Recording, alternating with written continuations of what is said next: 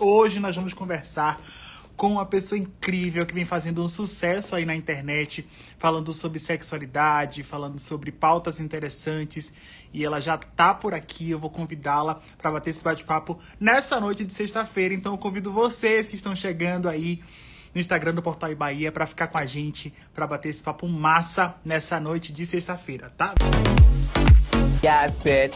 Ela é educadora sexual e terapeuta gineco-natural. Gisele Palma faz sucesso aí na internet, falando sobre liberdade da sexualidade, masturbação, relacionamentos, fetiches, autoconhecimento feminino. É essa maravilhosa que tem milhares de seguidores, vai bater esse papo com a gente para falar sobre como é essa relação dela com a internet, como foi que surgiu essa ideia, esse sucesso todo, ela não imaginava. Como é que surgiu essa ideia? E aí, a primeira pergunta que eu gostaria de te parabenizar, Gisele, pelo sucesso que você faz na internet. E eu queria só tirar a primeira dúvida. O que seria gineco-natural?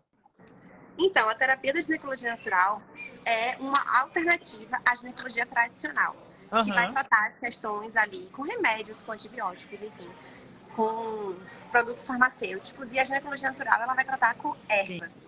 Então, existe toda uma análise ali da questão, vamos supor, você está com candidíase. Se você for na ginecologia tradicional, ela vai te prescrever um fluconazol, enfim, vai tratar pelo meio tradicional. E na ginecologia natural, a gente faz o tratamento por meio de plantas, então com chás, com vaporização uterina, banho de assento, enfim, que são ciências ancestrais, né? As nossas vós, por exemplo, as indígenas, enfim, outros tipos de medicina, sabe? Outros tipos de cura. E que massa. É muito importante e interessante também. Massa. E quando foi essa sua virada de chave, assim? Que você decidiu que iria falar sobre sexualidade na internet? Quando foi que você decidiu falar sobre isso? Eu acho muito curioso que se eu parasse para analisar, desde sempre eu já deveria saber que meu caminho deveria ser esse. Porque eu sempre fui aquela amiga que as outras amigas vinham buscar para, tipo, eu queria fazer um striptease para minha namorada. Eu queria aprender a fazer alguma coisa. E elas buscavam a mim para conquistar, assim, essas ideias, sabe? Tipo, pra conversar sobre shows. Eu tenho um vocabulário próprio, tá? Então, assim, quem não entender algumas palavras aqui tem que ir lá no meu perfil pra pegar o vocabulário, o dicionário. Chose é S-E-X-O, que são palavras que a gente não pode falar aqui no Insta, porque ele fica chateado, pune a gente. Então, eu criei esse dicionário pra isso. Então, quando as minhas amigas, a vida inteira, sempre eu fui essa referência entre as minhas amigas sobre essas pautas, né? Não só sobre shows especificamente, mas qualquer pauta relativa à sexualidade. Então, conversas sobre orientação, tipo, eu não sei se eu sou hétero, se eu sou bi, acho que sou lésbica. Ou então, eu quero abrir meu relacionamento. Então, conversa sobre não monogamia, sobre relacionamentos abertos. Enfim, eu sempre fui essa pessoa do relacionamento, da sexualidade, sabe? E aí, mas eu nunca pensei que isso pudesse ser uma profissão. Era só algo que era uma paixão minha. Eu tinha muito tesão por falar sobre essas coisas, sim, mas até o momento era só. Durante a pandemia, que acho que foi um momento de muita descoberta para muitas pessoas, profissionais e pessoais também, foi esse momento que eu pensei que, cara, eu acho que tem coisas que para mim são muito óbvias e que para muita gente não é. E aí eu comecei no meu próprio Instagram pessoal, que é esse mesmo @ que eu uso hoje em dia. Comecei a compartilhar algumas curiosidades que eu já sabia há muito tempo e que muita gente não sabia, e outras coisas que eu fui descobrindo e as pessoas descobrindo junto comigo, e foi crescendo de forma muito orgânica e hoje está aí sendo a minha profissão, né? Quando você começou, você tinha quantos seguidores, basicamente? Então, é que eu comecei já com o meu perfil pessoal e eu era super low profile, não postava nada. Tinha 300 seguidores. Nossa! Eu não era ninguém na fila do pão. E aí foi crescendo e tem o quê? 3 anos que eu comecei. E agora a gente tá aí com 200 e poucos mil. E eu fico muito honrada, assim.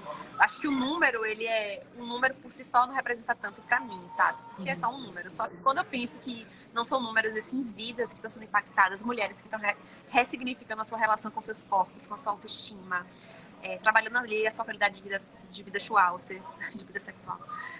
Isso me traz muita felicidade mesmo, assim. A gente, mulheres, né? Eu sou uma mulher que ama mulheres e eu sei a dor que a gente passa por simplesmente não ter representatividade. Não tem ninguém falando com a gente, não tem ninguém que fale sobre o sexo entre vulvas, o sexo entre mulheres. E eu fico muito feliz de ser essa referência hoje em dia. De ser É justamente isso que eu queria falar contigo, porque assim, você é uma educadora sexual, mas você tem o seu recorte. E eu acho que esse é o diferencial do sucesso, né? É você encontrar o seu nicho e falar sobre ele. Você fala muito bem para esse público. E aí eu queria saber se você imaginava que iria ter tanto sucesso lá atrás, assim, quando você começou. Não, acho que a gente nunca projeta. Acho que a gente tem a tendência de ser meio pessimista, sabe? A gente fica tipo, eu vou começar aqui, mas é um hobby, é um passatempo, é para poucas pessoas e de repente começa a tomar uma proporção grande. Por quê? Porque as pessoas se reconhecem, as pessoas se identificam. Então, acho que, inclusive, um conselho que eu dou para quem tá querendo começar a produção de conteúdo, apesar de não ser esse o tema da nossa live, eu acho que é você não tentar viver um personagem e criar alguma coisa ali que não tem a ver com a sua rotina, com a sua realidade, sabe? Então, acho que quando você passa a sua verdade, as pessoas se reconhecem, se identificam.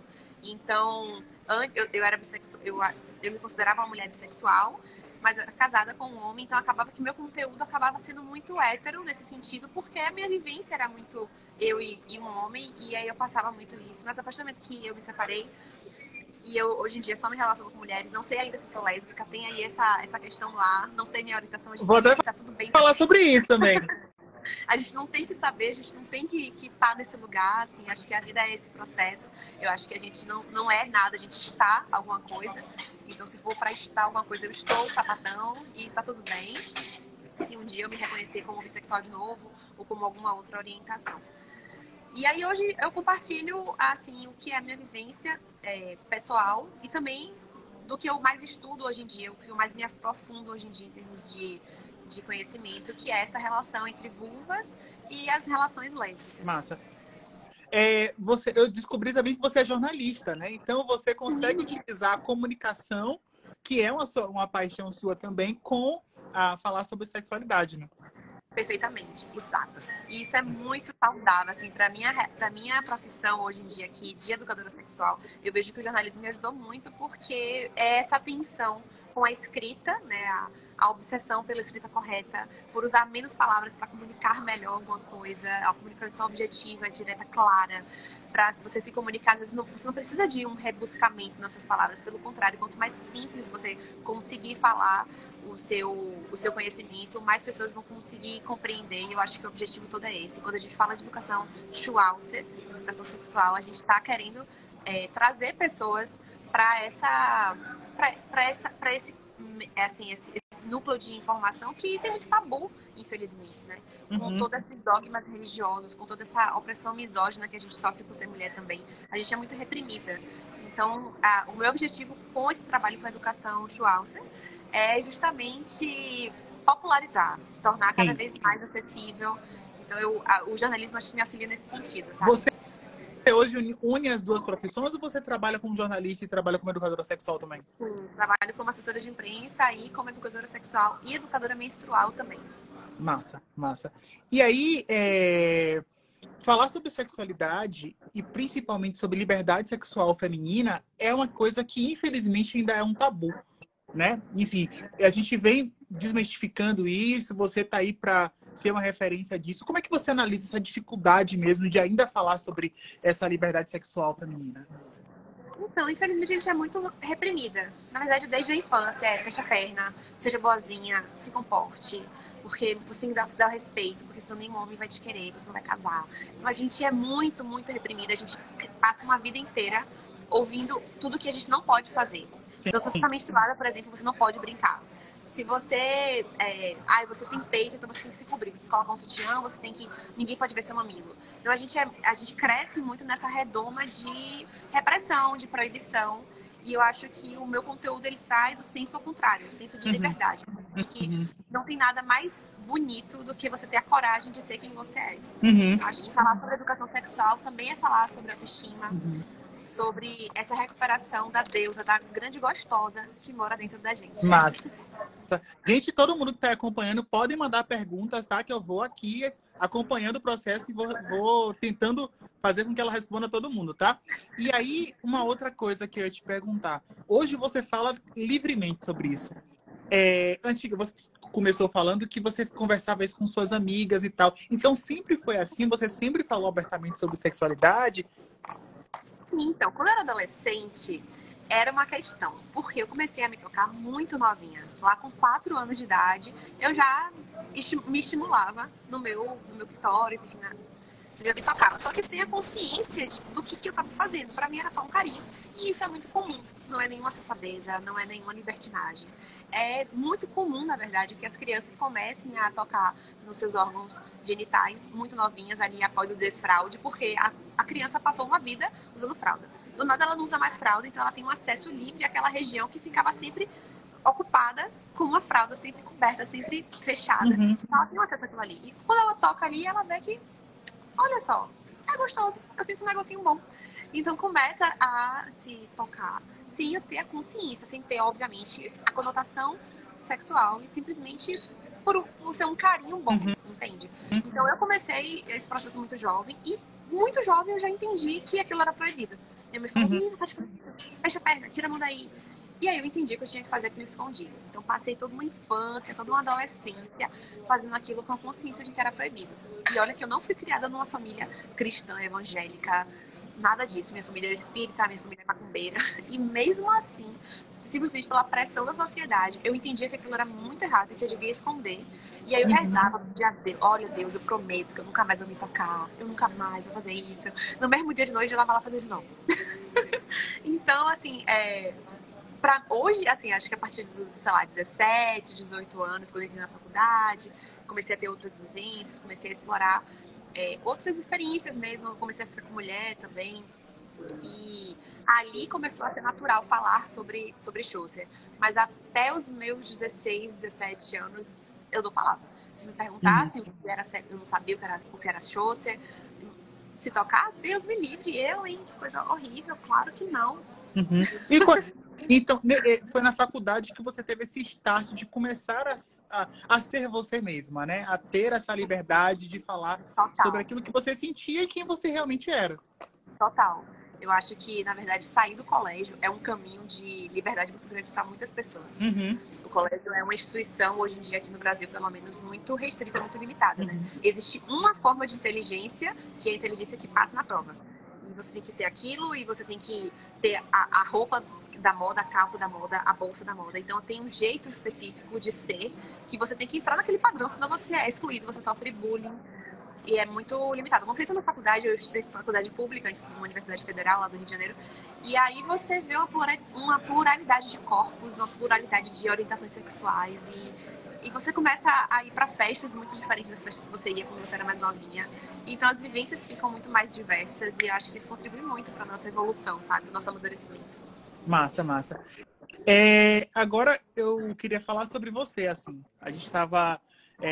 eu vi que você tinha postado um vídeo recentemente falando sobre a bissexualidade e sobre o fato de ser lésbica, que você se descobriu lésbica com 25 anos, perdão, se descobriu bissexual com 25 anos, mas agora você tem um relacionamento lésbico que você não consegue, enfim, se definir. E aí eu queria que você contasse como é que é essa sua experiência, porque talvez tenham muitas pessoas, inclusive que eu conversei antes de bater um papo contigo, que vivem essa mesma experiência. Como é que foi esse seu processo? Esse conflito, né? Eu só pedi minha taça. Oi, tudo bom? Eu deixei minha taça ali na outra mesa. Eu teria como trazer pra cá? Por gentileza? Um pequeno intervalo. Então, quando eu analiso toda a minha vida, eu penso que estava muito óbvio pra mim. Obrigada. E eu sou uma mulher que é uma mulher desde sempre. As minhas meu primeiro beijo, meu primeiro show foram com mulheres, e ao mesmo tempo eu não entendia o que aquilo dizia sobre a minha orientação, o que aquilo dizia sobre mim. Eu sempre relativizava, tipo, eu era muito pequena, eu era muito criança, eu era muito adolescente, e aquilo não significava. Aí depois, quando fiquei mais velha, tipo, eu tava bêbada, era minha amiga, foi numa homenagem. Então eu sempre deixava, colocava o afeto sáfico, o afeto entre mulheres, nesse lugar de não foi tão importante assim, não significa nada. Até o momento em que eu me vi solteira. Em 2017 eu estava num relacionamento com o meu ex-marido, a gente teve um relacionamento de 12 anos, mas teve esse intervalo aí de um ano, terminou e depois retornou. Enfim, nesse um ano da minha solteirice lá em 2017, eu tava solteira, a gente terminou em janeiro, passou um tempo assim, eu depressiva, mal, arrasada com o término, sem querer sair de casa. Aí a primeira vez que eu saí, depois de uns 3 meses, eu tava num barzinho, no aniversário de um amigo meu, e aí E tinha uma menina lá que era amiga dele. E eu falei, gente, comecei a conversar com ela. Falei, ai, assistindo aquela. Tem uma amiga minha que tem um termo chamado afliceta. E o termo afliceta se tornou minha religião. Ok. Que é o quê? É uma aflição na boca. Ok. É um negócio que vem ali, que dá uma contraída, dá um frio, dá um arrepio. E eu senti a afliceta com essa menina, Thaís. Aí eu falei, não tô entendendo por que estou sendo afliceta. Se eu sei que eu não vou fazer homenagem com ela, porque eu tô solteira, não tem nem Gabinho aqui pra gente fazer nada.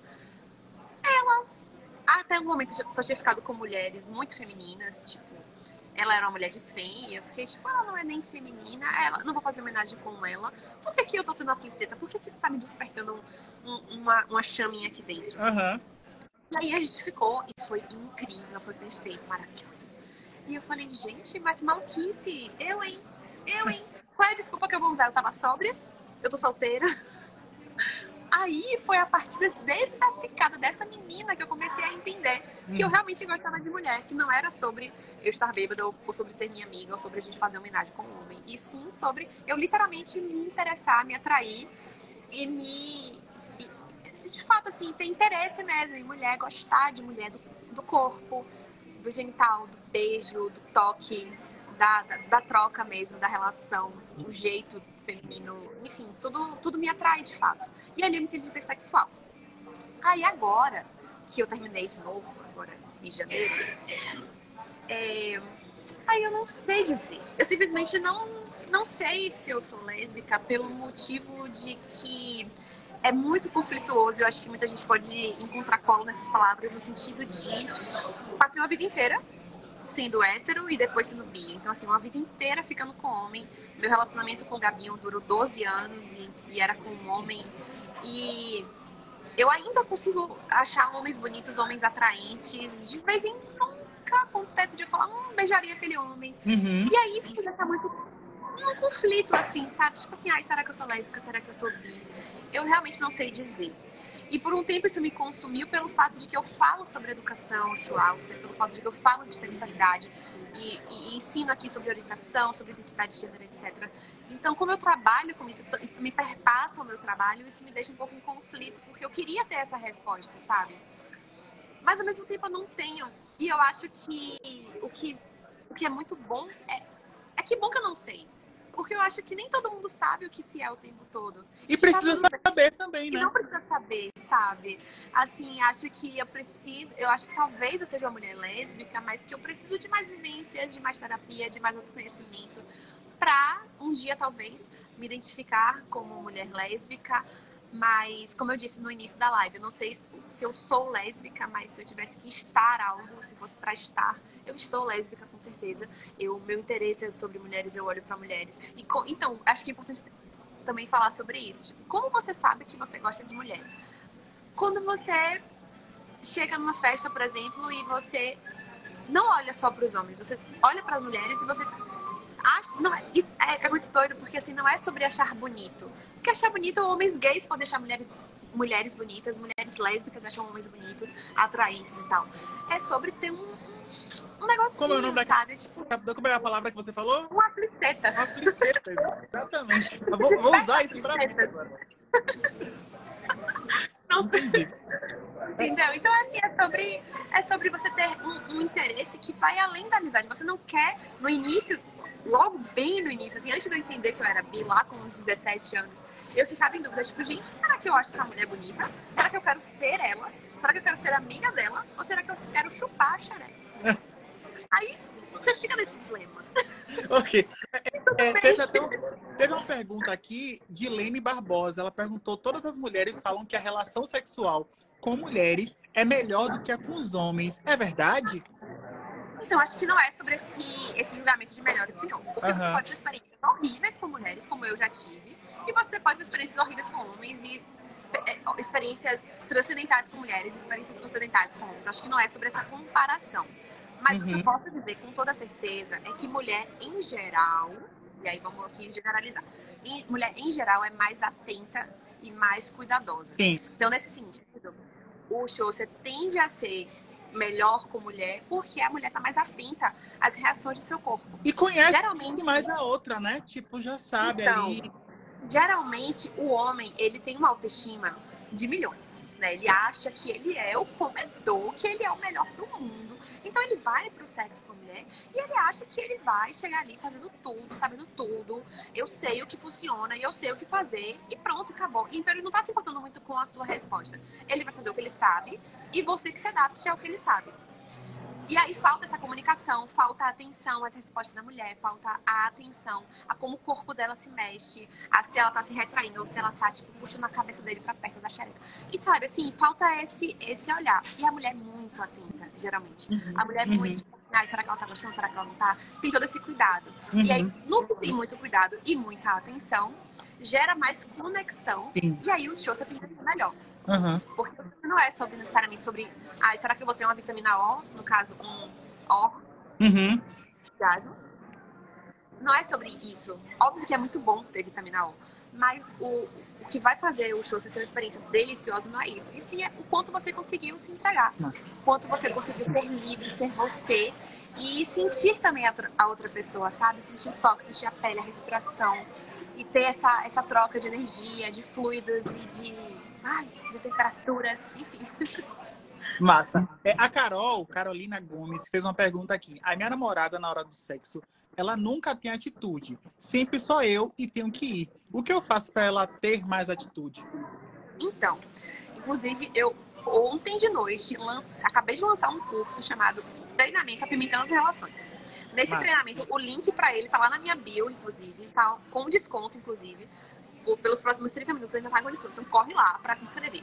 Porque nesse curso eu falo da importância da gente pensar formas de diversificar mesmo a relação. E o segundo módulo, o primeiro módulo é de boas-vindas, mas já o primeiro módulo de conteúdo mesmo, já é um módulo de comunicação. Porque se a gente está falando de relacionamento, a gente está falando de diálogo. E o diálogo, para ele se estabelecer, ele tem que ser uma ponte. Então você tem que conseguir, de fato, se conectar com a pessoa e se fazer entender por ela. Então a pessoa fala tem que estar aberta a ouvir, mas a forma como você se comunica, como você se expressa, também vai ter muito impacto no quão efetiva vai ser a sua comunicação, assim, o que você está querendo passar. Então, se a dor que ela tem, no caso, eu sinto que só eu tenho atitude, a minha namorada não faz nada. Ela tem que comunicar isso pra parceira. Não tem como ela ficar se incomodando com isso e deixando isso debaixo do tapete, porque uma hora isso vai vir à tona, uma hora isso vai estressar, isso vai gerar uma briga que pode gerar, inclusive, um término. Exatamente. Então, é importante se comunicar, mas se comunicar de uma forma amorosa, de uma forma não violenta. E eu ensino isso lá no treinamento.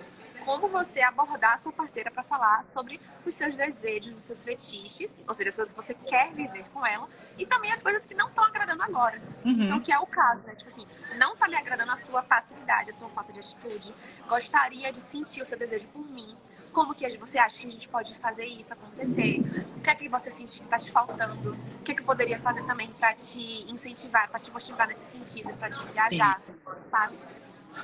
Massa. A Aninha fez um comentário aqui. Com a mulher cis ou trans, a sensação na hora do sexo é bem melhor. Tipo, uma mágica diferente. O comentário dela. E tem uma pergunta aqui de Valéria. O que falar de mulheres que não sentem atração por outras mulheres, mas somente por uma em especial? Então, isso é bem comum, né? Assim, existem pesquisadores que falam que a sexualidade ela é muito fluida. Então, por mais que existam as orientações, então, eu sou hétero, eu sou bi, eu sou lésbica, eu sou pan, eu sou demissexual, enfim. Apesar de tudo isso, a sexualidade ela é muito fluida. Então, você pode estar lésbica hoje, amanhã você estar bissexual, porque a gente flui. Então, mas assim, pela minha experiência particular, senhora, se a senhora está interessada em uma mulher, aí, mas é só ela, Gi, não é mais nenhuma outra, é só ela, não mais nenhuma outra mulher. Será mesmo? Geralmente, isso é só o início de uma vida bem sapatônica. É só porque você tá muito encantadinha, muito apaixonadinha, aí você não consegue ter olhos pra mais ninguém, sabe? Mas, enfim, se você se abrir, se você se permitir, você vai encontrar outras mulheres maravilhosas e super encantadoras aí pela frente. Tem uma Dani aqui tá elogiando a leveza com que ela fala sobre o assunto torna tudo mais incrível. Obrigada. E aí, aproveitando esses papos quentes, eu queria que você falasse sobre fetiche, assim. Você, como essa educadora sexual, o que é que você já escutou de mais inusitado? Eu digo você, diferentemente da profissional e quanto pessoa, assim, o que é que você já escutou de mais inusitado, assim? Olha, fetiches que me deixam muito... Caramba, tem pra tudo. Tem gosto pra tudo. Ah. São fetiches, tipo assim, gente que tem fetiche imóvel. Acredite, isso é um fetiche. É um fetiche em ser ou estar com pessoa que seja um móvel. Então a pessoa vai fingir ser uma cadeira, fingir ser uma mesa, fingir ser um lustre. Vamos lá. Vai ser Olha só, uma cadeira eu acho até compreensível. mas outro eu não consigo compreender, mas ok. É sobre isso, entendeu? Aí isso me pega num lugar, tipo assim, tudo bom, senhor. Aí, mas tem fetiche assim, tipo assim, o fetiche de colocar eu esqueci o nome agora, mas é quando você, né, o braço, não só o dedo, mas a mão e o pulso dentro da tabu ou dentro do uke ali da pessoa e tal, isso também é um fetiche. Fetiche em axila, fetiche em pé, fetiche em sexo, em show C3. Enfim, tem Inúmeras diversas. E eu acho, inclusive, eu tenho um bônus lá no meu treinamento que eu falo justamente sobre esses fetiches, que são fetiches do BDSM, são voyeurismo, exibicionismo, corda, sadismo, sadomasoquismo, dominação, submissão, enfim, tem um monte de fetiches pra gente explorar. E é muito bom falar sobre fetiche, sabe por quê? Porque às vezes você nunca pensou que você poderia ter aquele fetiche, porque você não sabe nem que existe, sabe? E aí quando você conversa com alguém, a pessoa fala, caramba, você não sabe, eu tenho um fetiche. Mas um fetiche em, sei lá, diz aí alguma coisa, em Zardan em público. No carro, na praia, num banheiro de uma festa. Eu nunca fiz isso, será? Aí você vai lá e faz, e de repente você descobre que você gostou, ou que você não gostou também. Mas eu acho que isso traz uma excitação, sabe? Traz uma chaminha ali pra você e pro seu relacionamento. Acho super válido. Carla mandou uma mensagem aqui. Ela falou: como saber se uma amiga minha realmente está, acho que é afim de mim? Já ficamos algumas vezes, mas tenho medo dela voltar com o ex dela. Isso é uma dor muito comum entre mulheres lésbicas. Uma criança aqui, rapidinho. Isso é um fetiche muito comum. Fetiche que, nossa, isso é uma dor muito comum entre mulheres lésbicas que se relacionam com mulheres bi ou com mulheres hétero que estão ali nesse processo de descoberta. Que é a mulher tá contigo, né, vivendo ali aquele romance lésbico e de repente ela ficar com o homem, começar a namorar com o homem, voltar com o ex. E isso gera um gatilho em muitas lésbicas e eu entendo o quão complicado é. Mas assim, se vocês estão ficando, já ficaram 1, 2, 3, 4 vezes, já estão se envolvendo, estão se conectando e você tá em dúvida se ela gosta de você, conversa com ela. Fala, olha, fulana, eu sinto isso e isso com você, acho que a nossa relação é assim, assim, assado, você vai me sentir de tal forma. E eu queria saber pra você como é que chega pra ti, quando a gente tá junto, como é que você se sente. Quando a gente não tá junta, assim, você sente saudade de mim? Como é que é? Eu queria entender como é que a gente tá em relação aos nossos sentimentos uma pela outra. Acho que a comunicação, nossa, poupa toda a terapia. E o que você falou agora responde, eu acredito, a pergunta de Tainara. Ela falou assim: Gisele, não sei o que fazer para despertar minha parceira. Eu acho que, assim, vai da comunicação também, né? É de entender o que é que o outro deseja, o que é que o outro sente, o que é que o outro quer também, né? Exato. E isso tá muito... Eu trabalhei muito isso lá dentro do treinamento, que tá... O link para inscrição tá lá na minha bio. Aproveita que tá com desconto, corre lá. Mas eu falo muito sobre isso, porque não tem como você pensar em fazer esse despertar sexual acontecer em você, na sua parceira e no relacionamento, sem querer falar, né? Eu sei que a conversa muitas vezes gera uma ansiedade de um desconforto, porque você vai expor uma coisa ali que geralmente é muito íntima, então você vai expor para sua parceira uma falta que você sente, uma necessidade sua, ou às vezes um fetiche que você acha que é muito pesado, tipo... Tem os fetiches que a galera tem muita vergonha de ter, por exemplo, que é um fetiche, por exemplo, em show ser forçado. Então, aquele show ser mais, tipo assim, que a pessoa vai te pegar e vai te não sei o quê, e você vai fingir que não quer, e a pessoa... Porque a pessoa fica tipo, gente, como é que eu posso ter fetiche nisso? Tipo assim, cara, eu não quero ser violentada. Tipo, nunca na minha vida eu gostaria de passar por um abuso sexual, pelo amor de Deus, não.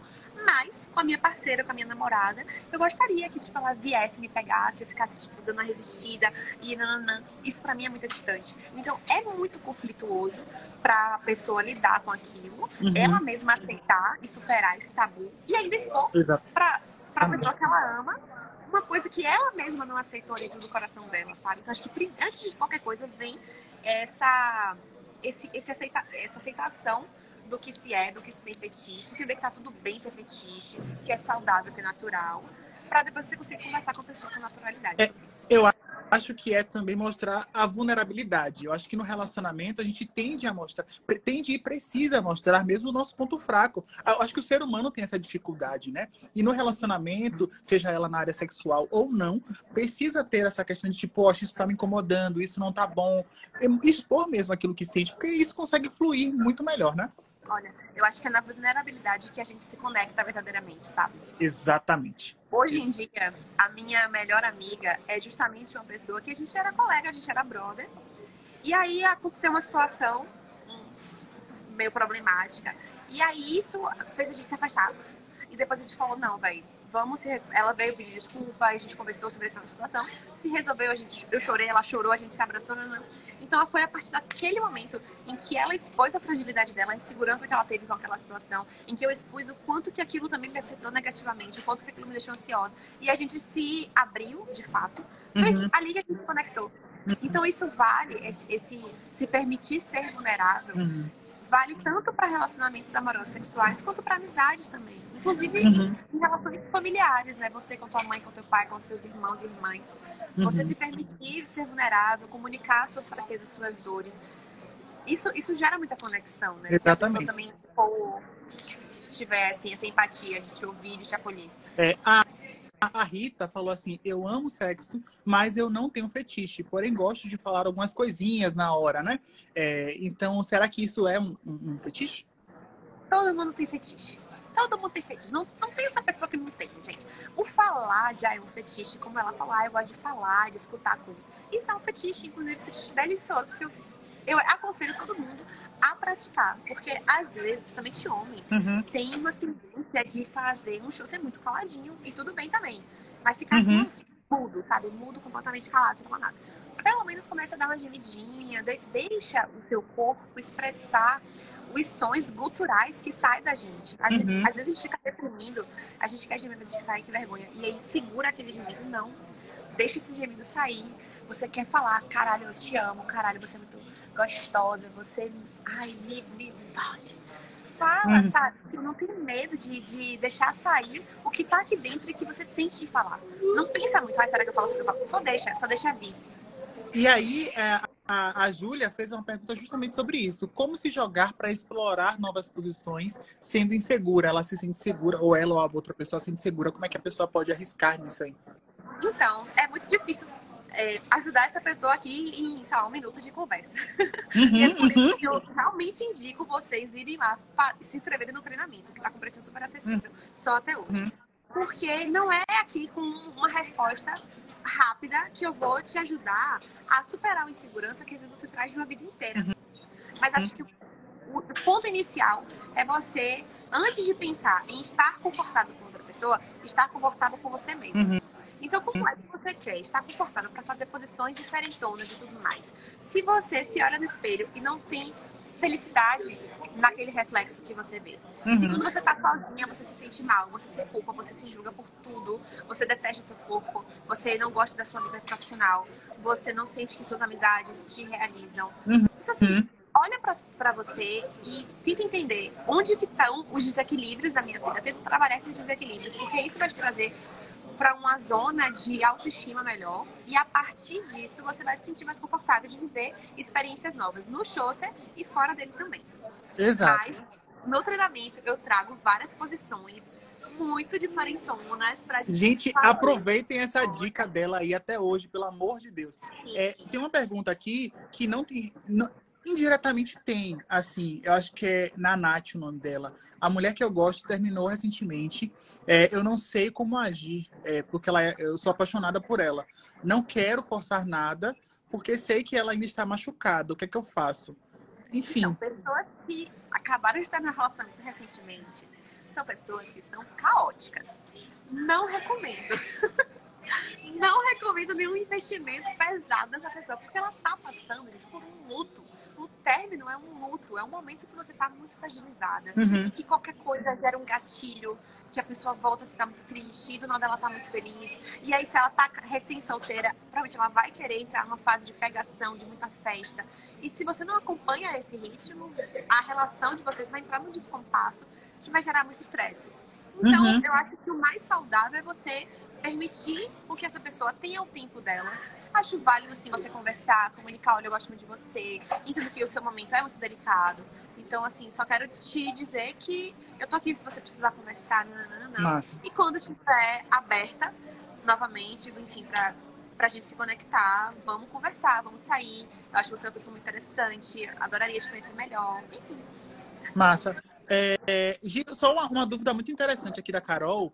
Ela falou que... Ela falou assim, às vezes eu não quero sexo, mas a minha namorada começa a mexer comigo. Eu fico toda molhada, mas mesmo assim não quero fazer. Por que mesmo não querendo eu fico molhada? Porque, inclusive, o fato de a gente ficar molhada não significa que a gente quer transar. Inclusive, isso foi uma questão, um caso, eu não lembro assim, exatamente os detalhes, mas teve um caso de um estupro recente, em que o homem estuprou uma mulher, um homem hétero, um homem cis, estuprou uma mulher cis, e eles alegaram que não foi estupro porque a mulher estava molhada. Pelo laudo, constatou-se que a mulher estava molhada, lubrificada durante o estupro, então por isso não seria sexo. Isso é um absurdo, porque a lubrificação, ela flui da nossa vagina, da nossa vulva, de uma forma natural, a partir de um determinado estímulo. Então, se você toca no clitóris, se você faz algum estímulo ali, ou se você, enfim, faz algum toque pela pele, pelo corpo, o corpo naturalmente reage àquilo daquela forma, porque entende que existe ali um estímulo que exige aquela resposta, entendeu? E não necessariamente porque a pessoa quer. Então, estar molhada não significa estar consentindo. Então, se você fica molhada, é porque simplesmente é uma resposta natural de um toque que aconteceu numa zona específica no teu corpo, que seu corpo reage daquela forma, e ponto. E de outra forma também. Você se sente muito à vontade, no caso é a namorada dela, então ela gosta daquele carinho, ela se sente amada, se sente acolhida, se sente protegida naquele ambiente, é um ambiente seguro.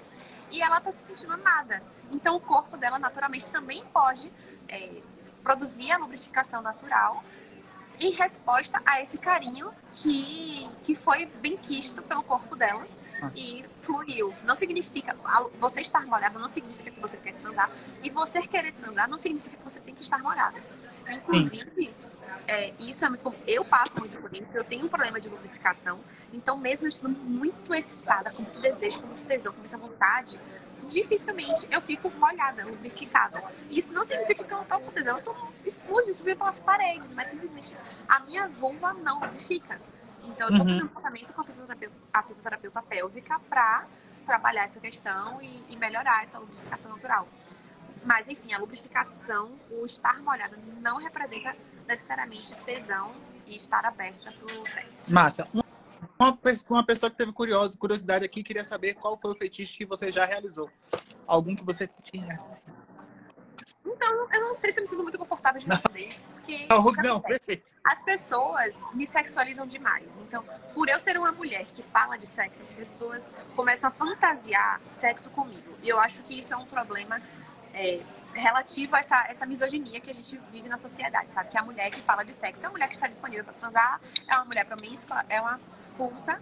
Então, eu fico muito incomodada quando me colocam nesse lugar. E essa pergunta é uma pergunta que me coloca nesse lugar de, tipo assim, a pessoa querer saber como é que eu transo ou deixo de transar. Isso.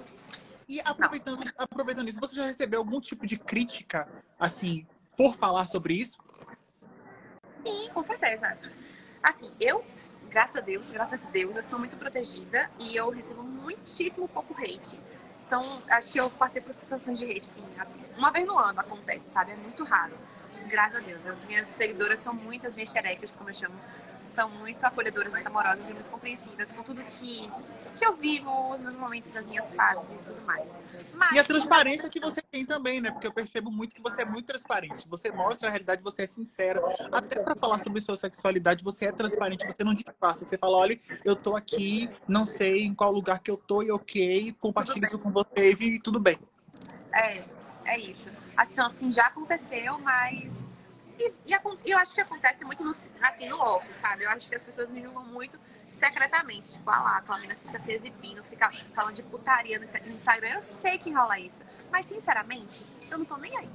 Porque eu sei o impacto positivo que eu causo na vida das mulheres. Eu sei o quanto que eu contribuo para a qualidade de vida sexual de mulheres lésbicas, inclusive, que precisam de muita atenção e que são muito renegadas. Então, não, esse tipo de hate, assim, vazio, não me afeta e não me incomoda. Massa. Agora eu queria só tirar uma dúvida. Qual a dica que você dá para as mulheres que se conhecerem mais, conhecerem o seu corpo, o que elas podem fazer? Ó, primeira coisa, abre a perna, pega o espelho e olha a tua vulva. As pessoas que têm pau, passam a vida olhando pro pau. Porque o pau tá ali, o pau tá morto, o pau tá ali balangandando. Pegando tá toda ali hora. Toda hora. E aí a gente que tem xereca, a gente tá sempre assim com a perninha fechada. Não. Você precisa se arreganhar, botar ali um espelho ali na frente, olhar cara a cara, você e ela. Ter uma conversa franca. E ver o quanto que ela é bonita, o quanto que ela é gostosa, independentemente do formato, da cor, do tamanho, dos pelos, das manchas, das cicatrizes. Só ser tabu é um presente que as deusas te deram pro teu prazer. A gente é o único... Nós fêmeas, mamíferos fêmeas, somos as únicas espécies que tem clitóris. E a gente tem um clitóris que fica uma partezinha ali pra fora, que é a glande, que a gente consegue tocar com a nossa mão diretamente. O único órgão de prazer no corpo humano é o clitóris. E a gente tem o privilégio de ter o clitóris. E aí fica nessa palhaçada de, quero ter uma vitamina O com tração pênea. Ou seja, quero zargor com o nanã entrando lá. Gente, você pode ter, mas isso é minoria. Você quer gozar. Você precisa focar no seu clique, que tá ali à disposição, de fácil acesso. Então, acho que o primeiro passo é você olhar para tua vulva com um olhar amoroso, um olhar de compreensão do quanto que aquele órgão é poderoso, do quanto que ele é, assim, transformador mesmo. Porque a vitamina O, o Shosse em si, pra gente, principalmente pra nós mulheres, ele não é só sobre um prazer que você tem ali na hora. O prazer, a satisfação que você tem durante o show, ele vai reverberar na tua criatividade, no teu senso de realização pessoal, na sua autoestima, na percepção de autoimagem positiva que você tem sobre você mesma. Então vai reverberar em muita coisa. Então você cuidar da sua saúde Schwauzer é algo que é assim, prioridade. Tá? A gente cuida da nossa saúde mental, indo no psicólogo, da nossa saúde física, indo pra academia, fazendo uma boa alimentação, a gente precisa trabalhar a nossa saúde Schwauzer. Então, pela última vez, recomendo vocês entrarem no link da minha bio para se inscreverem no meu treinamento, que eu falo sobre tudo isso de uma forma muito mais aprofundada. Olha, não, sério, eu preciso dizer isso aqui. Tem uma aula lá de dança que eu ensino vocês a fazerem dancinhas sensuais, com dicas para quem, assim como eu, é uma galinha sedentária. Uma pessoa cansada, uma pessoa de 30 anos, que tem joelho podre, que não aguenta, que tem asma, entendeu? A dica é pra gente como a gente. Tem uma aula de vibradores também, que eu falo de mais de 30 tipos de vibradores diferentes. Para cada pessoa, qual é o melhor? Para cada casal, qual que vai satisfazer? Então, assim, o curso tá bem completo e realmente vale a pena. Massa, tem uma galera aqui falando que já tá inscrito, que já tá te acompanhando. Olha só, Gi, olha assim, passou muito rápido, quase 1 hora de bate-papo. Daqui a pouco a live já vai encerrar. Mas foi incrível. Eu gostaria de te agradecer pela disponibilidade. Sei que você está na correria aí, enfim, trabalhando muito. Graças a Deus que venha mais trabalhos para você. Eu queria dizer que aqui o Portal Bahia está, enfim, de portas abertas para você, para falar sobre assuntos quando você quiser lançar qualquer coisa. E, enfim, eu queria só que você reforçasse a galera que está aqui, que, enfim, não é seu seguidor, não te segue ainda, o que fazer para te acompanhar. Enfim. Eu realmente quero agradecer muito o Portal Bahia pelo convite. A você, Elson, por estar aqui comigo, sextando, falando de show, sério. É muito importante, gente, a gente visibilizar o afeto entre mulheres, os shows entre vulvas. A gente é muito invisibilizada, a gente é muito pouco representada. As representatividades que a gente tem, às vezes, são muito fracas, como, por exemplo, teve agora na novela da Globo, tem o quê? Uns 2 meses atrás, que foi rolar o primeiro beijo entre duas personagens, duas mulheres de uma novela da Globo. E aí como é que foi esse contexto desse primeiro beijo? Era elas duas conversando num bar, chegavam dois homens paquerando elas duas e elas falavam, tipo, ai, não, a gente não quer ficar com vocês. E eles ficavam, ah, mas por quê? Aí uma delas falava, ah, a gente tá junta. E eles falaram, vai ter que provar então. E elas vão lá e dão um selinho só pra provar pra aqueles homens que elas estão juntas. E essa cena foi muito problemática, porque isso é muito violento pra gente que é mulher e se relaciona com mulher. A gente sabe o quanto... acho que não tem uma mulher lésbica, uma mulher bissexual que já ficou com mulher, que não tenha passado por uma situação como essa, de uma invalidação, de um desrespeito como esse, de uma invasão, sabe? Então beija aí pra me provar. Isso é muito próximo, sabe? Então, nem sempre a gente precisa de representatividade e nem sempre a representatividade que a gente tem é uma representatividade válida e positiva, sabe? E isso vai também da invalidação da bissexualidade, né? Enfim, passa pelo mesmo caminho. Enfim, eu acho que tanto para o homem que é bissexual, de ficar com outro homem, todo mundo associa logo que é gay, a mulher da mesma forma, se ficar com, então ela é... Sabe? Enfim, a gente lida com isso diariamente em todas as camadas da comunidade LGBTQIA+. Eu já fiz até um vídeo sobre isso, sobre como tudo sempre volta pro homem. Então, vamos lá. Um homem que gosta de mulher, ou uma mulher que gosta de homem, ela gosta de homem.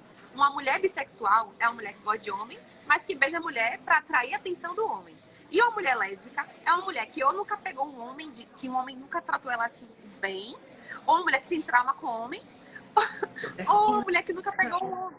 Entendeu? Assim, é tudo sobre o homem. E o homem, pelo contrário, né? O homem que gosta de homem não tem dúvida de que esse homem é gay. Se esse homem é bissexual, na verdade, ele tá pegando mulher pra passar, porque o que ele gosta mesmo é de homem. E ele é um gay rustido.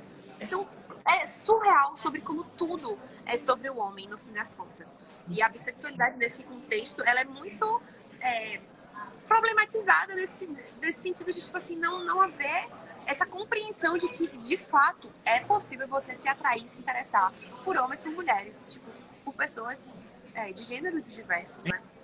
Enfim, como tem gente comentando aí, a autoestima masculina precisava ser vendida. Oh, seria tão bom. Uma cápsulazinha assim, uma dose diária. Tal como a vitamina D, entendeu? Seria muito, muito válido, muito saudável. Verdade. Gi, muito obrigado, tá? Obrigada. Para todo mundo que está acompanhando a gente. Gente, vocês sabem, toda sexta-feira a gente tem esse nosso encontro marcado. Com o Gi, eu vou marcar de novo, porque eu tô vendo que, assim, precisa ser por sessões esse nosso bate-papo. Muito obrigado, foi incrível, eu agradeço. E logo depois dessa nossa live vai ter um conteúdo com um resuminho aí de como foi o nosso bate-papo. E o conteúdo vai estar também disponível no canal do YouTube do Portal Ibaía. Ai, que massa. Olha, eu fico muito, muito feliz mesmo, porque o Ibaía está me convidando para a gente estar aqui batendo esse papo, visibilizando essas pautas. Diz muito sobre a política de comunicação do Portal Ibaía, no sentido da diversidade, né, de promover a educação sexual, de incentivar os debates sobre pautas LGBTQIA+. Então, eu fico muito honrada mesmo de estar aqui conversando contigo sobre isso. E pode me chamar 30 vezes que eu estarei aqui 35. Pode deixar. Um beijo, até a próxima. Gratidão, um beijo, tchau. Get Fit Work.